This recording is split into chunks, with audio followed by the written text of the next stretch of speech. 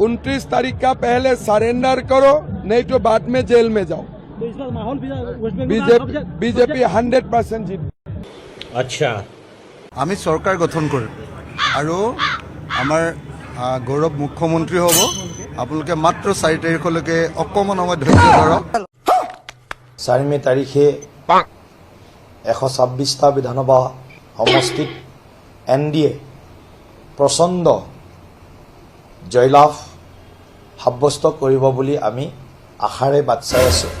रुको जरा सबर करो। অখিলে তথ্য সহকাৰে প্ৰমাণ কৰাৰ চেষ্টা চলালে কিদৰে মুখ্যমন্ত্ৰী তৰুণ গগৈ বিদেশত কোটি কোটি টকাৰ সা সম্পত্তি আহৰণ কৰিছে।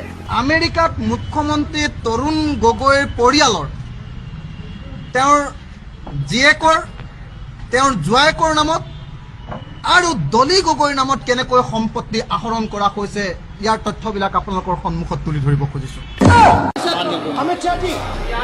सुनो ना, दो बड़े बोलते हैं तब बीच में नहीं बोलते।